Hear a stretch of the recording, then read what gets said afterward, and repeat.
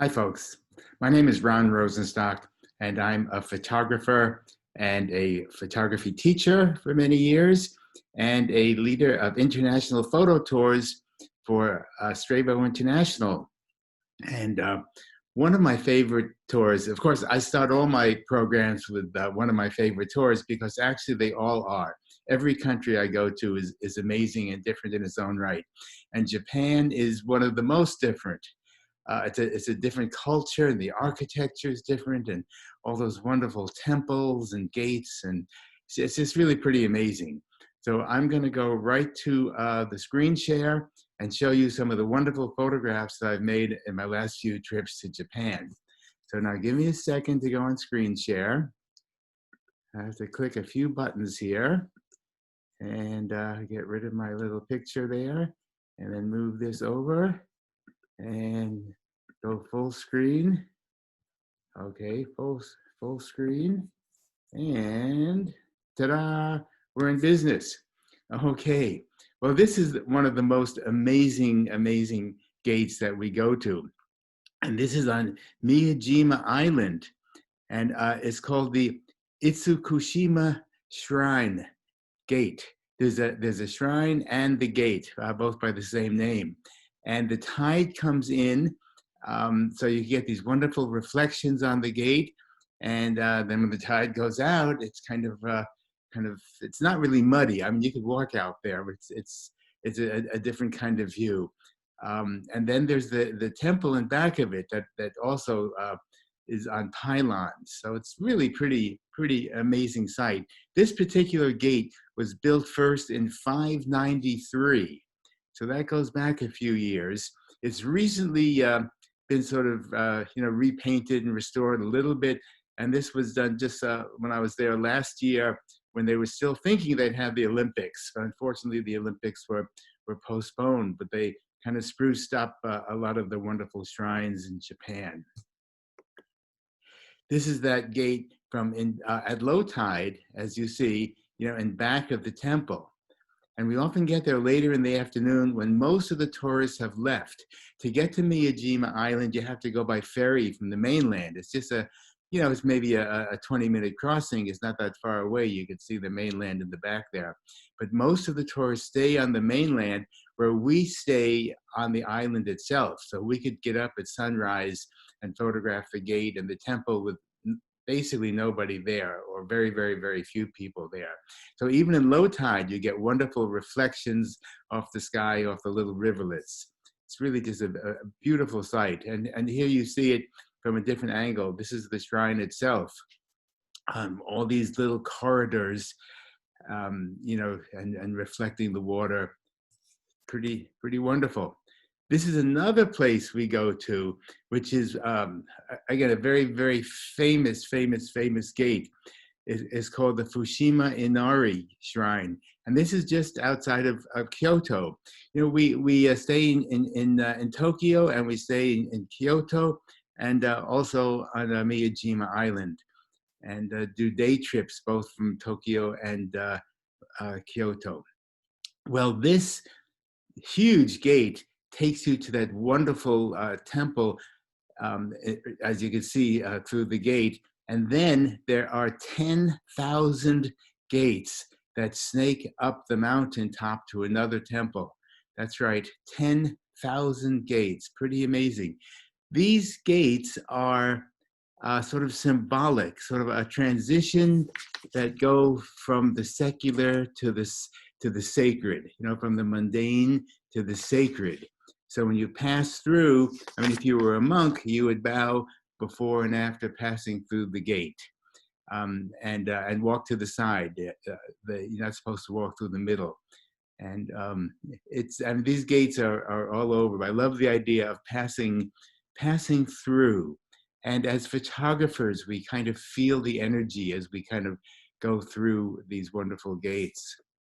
Also on Miyajima Island, there are these wild little deer all over the place. And the tourists are not supposed to feed them. However, they do. And so occasionally the deer will come up to you and kind of give you that little sad look, like, give me something to eat. and you're not supposed to, but they it happens all the time. So it means you can get as close as you want to photograph the deer, and they're very small deer. And they don't go hungry. You don't see any deer with their ribs hanging out. Actually, the monks come through early in the morning and feed them. And this is sort of a tradition on Miyajima Island. I also work in black and white and some infrared photography. This is in the gardens of the Golden Pavilion, which is also just a short day trip from Kyoto. By the way, our accommodations are really super.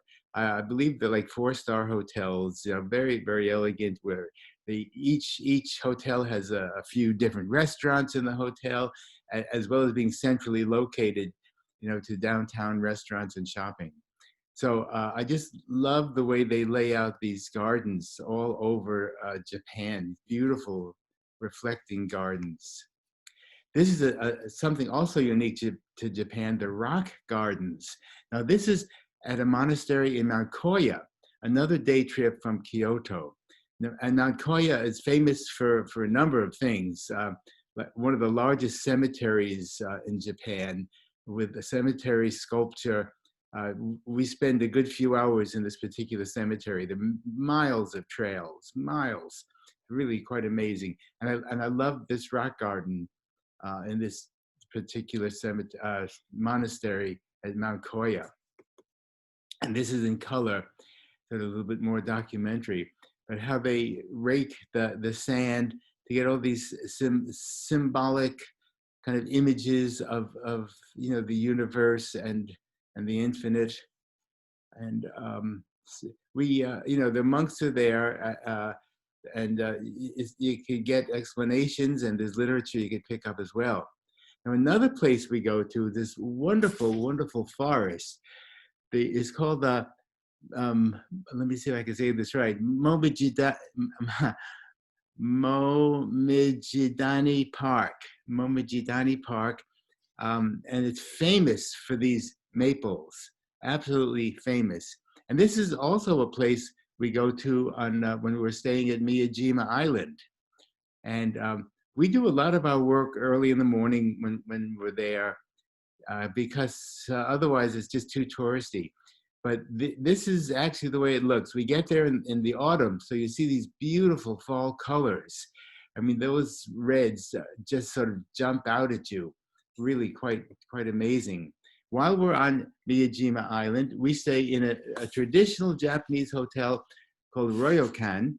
And you see the sort of futons on the right. I have 2 piled up. There are actually a few more in the closet if I wanted to make it a really soft mattress. If you want to be traditional, you could just sleep on one. I'm kind of a softie, so I like to pile a few up, and I was quite comfortable, actually. And you see, like in the bottom left, there's an electric kettle. There's always hot water and tea in every room, Wi-Fi in every room as well. But it's really quite traditional. We have a wonderful traditional meal in this Ryokan as well. And I mean, it's just the layout is in itself is a photograph. There's many different kinds of fish to choose from. Not only that, I mean, there's much more than just fish, of course. Different noodles and rice dishes, and it's as you see, there's a lot of sushi there, and there's a little burner on the right where you could sort of cook different things. So it's really pretty amazing. I mean, the food is quite different in Japan. And unfortunately, this Ryokan, we do sit on chairs at a table. We're not sitting on the floor. We once stayed at a place where we had to sit at the floor, and that wasn't the most comfortable. So we switched, so us older folks have it a little easier on our knees. Then another fun thing we do in Kyoto is to go to a fashion show. And so we photograph these women, you know, with these, you know, incredible kimonos. And that's about maybe just about a 20-minute show, but it's another photographic experience. Also from Kyoto, we visit this wonderful bamboo grove. And there's just hundreds and hundreds of bamboo trees that we can photograph there. Well, this was just a taste of the Japan trip. Just, I could spend a whole hour showing you all the different parts we go to. But if you want more details about the trip, please go to www.phototc.com or call that number, 607-756-8676. And, we've had to postpone this year's trip. So we're still working on dates for next year. But please contact Jackie Steedle at that phone number at Strabo Photo Tours, and she'll tell you, our next dates. Well, she'll certainly, keep you posted about when I do the trip again. Fabulous trip. Well, I'm gonna leave screen share now, and here we are, back in business. Okay, well, thank you so much for watching, and please contact the website either through the phone number or that web address and get more information on this particular trip. It is a trip of a lifetime. Unbelievable. Thanks so much for watching. Bye-bye.